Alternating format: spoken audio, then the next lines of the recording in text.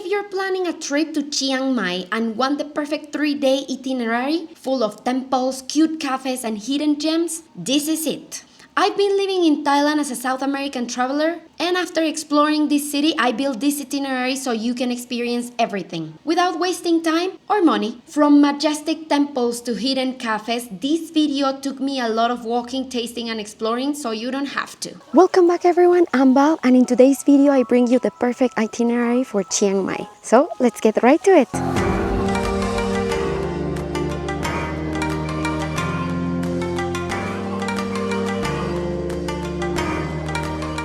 So day one was all about Chiang Mai's heart, which is basically its temples, because this city is famous for the amount of temples it has and the majesty of them. Each one tells a story, and together they paint the history of this city. Most of them are located in the center, so you can reach each of them by walking. The center of Chiang Mai is defined by the historical fort wall that surrounds it, and the majority of the affordable good accommodations are also located in there. So it's actually very convenient.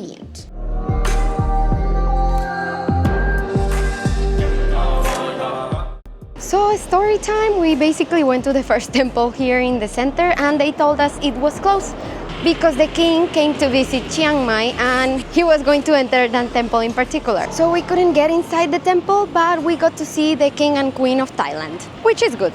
That first temple we tried visiting is Wat Che Di Luang, which is also one of the most famous temples in Chiang Mai. It is popular for still holding the original structure of the temple as well as a modern version of it. You should definitely visit it. After that, we went to the other temples in the center.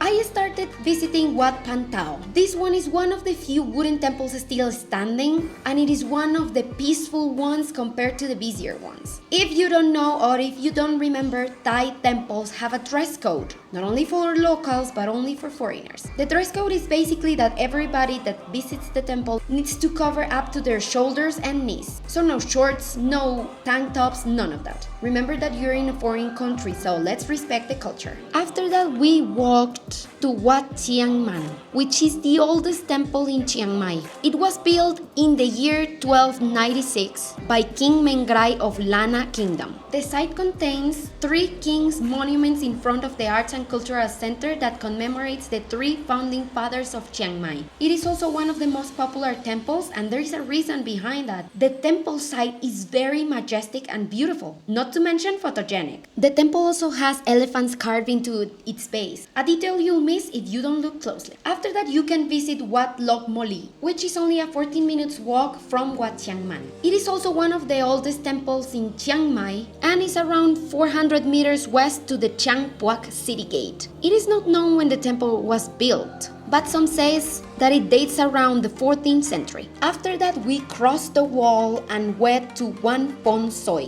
which is one hidden gem in Chiang Mai that not so many people know about. It's a small temple very close to the gate. Our final temple that day was the famous Wat Sri Suphan, also known as the Silver Temple. It is one of the prettiest sights you are going to see in Chiang Mai. The amount of detail the temple has on its walls is just stunning. Remember that women cannot enter the Silver Temple in Thailand because women do not become monks in Buddhism. So if you're traveling with a male partner, he can go in, but if you're a female, you can't. You can still see it from the outside though, and it's beautiful. It is very worth the visit and worth all the pictures, even though you cannot go inside the hall. This one is actually outside the old city wall, but it's not that far from the center either. So these are all the temples you can visit in a day.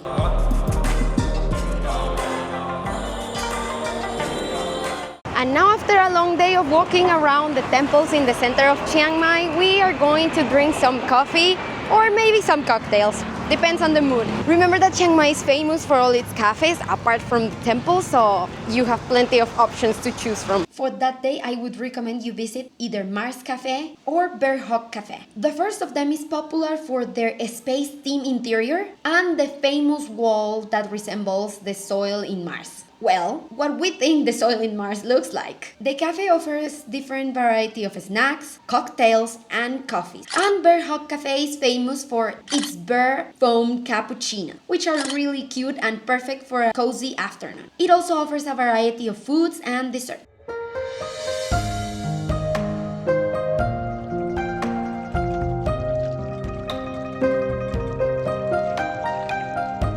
for our second day, we decided to do something chilling and started our day exploring another breathtaking cafe in the city. We went to Chom Cafe and Restaurant, which is famous for its fairy tale ambience. The cafe feels like stepping into a mini rainforest. As many of you may know, Chiang Mai is famous for its cafes, and this one is insane, just as many others, so it's definitely worth a visit. Keep in mind that it might be a little more pricey than a regular cafe or restaurant in Chiang Mai, but it's worth it. As usual with cafes in Chiang Mai, it offers a variety of desserts, food, and coffee. So it's perfect to start the day.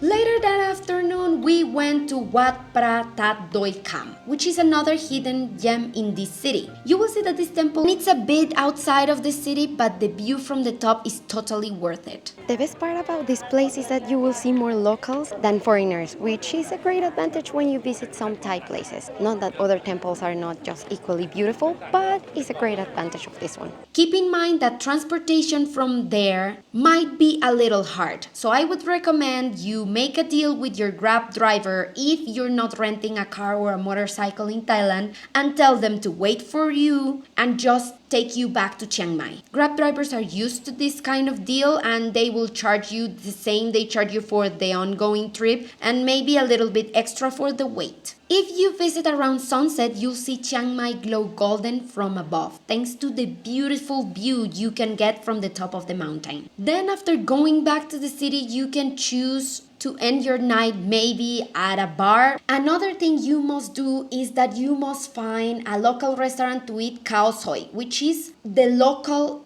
dish of Chiang Mai. You will find several restaurants that make it and that sell it, so you just need to do a little bit of Google research, check some reviews, but definitely make sure it's more local than foreigner oriented, because there is nothing as good as the local food when you try it in Thailand.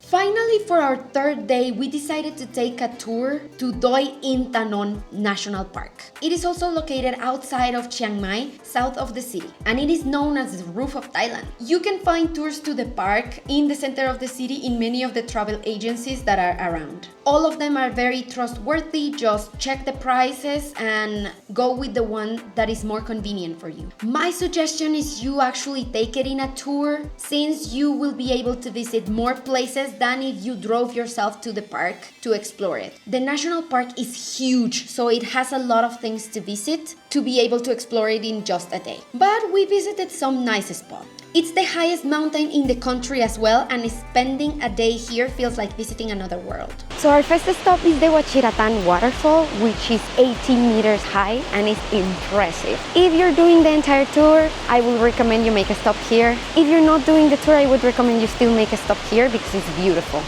They parked the van and gave us some time to explore the waterfall and take some amazing pictures and walk around the place. Keep in mind that there are some tours that offer the visit to Karen Village, which is the famous village of the women with long necks, or there are tours where you can skip this part. After the waterfall, we took our van again and they took us to one of the local villages that are in the national park where coffee gets produced. They explained to us a lot of the history of the national park and how they used to produce poppy flower until the government of the country made the terrain a national park and a protected area. With that, they offered the locals some support for them changing their cropping activities from poppy flower to coffee crops and butterfly pea flowers. So in this village, they basically show us the process of producing coffee and the famous butterfly pea flower tea. They also show us that they made an anti-inflammatory tea with coffee shells, which is surprisingly aromatic and delicious. I definitely bought a bag to take home right there. After exploring the village in a quiet, authentic way and full of warmth due to the niceness of the locals, they finally took us to one of the most famous spots in the mountain, that is the King and Queen Pagodas. They are one of the most impressive sights I've seen since I started living in Thailand. The pagodas are surrounded by a beautiful garden and they are facing each other. one for the king and one for the queen. The flower garden is very well kept. And in there you can also have a breathtaking view of Chiang Mai. This was the place where they gave us more time to explore,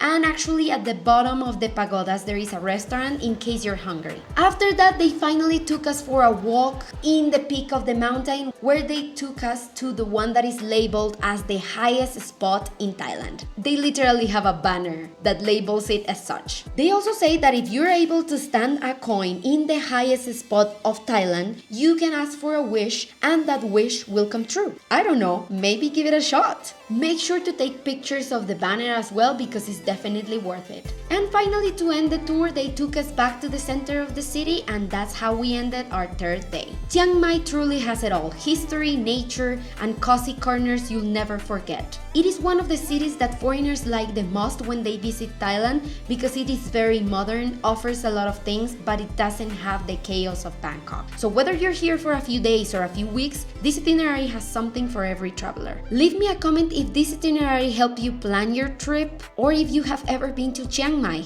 Don't forget to save it for later so you don't miss anything. And that's all for today's video. Don't forget to give me a thumbs up if you like my content, and to subscribe and turn on notifications so YouTube keeps helping us grow. Thank you so much for watching this video, and I will see you all on next trip.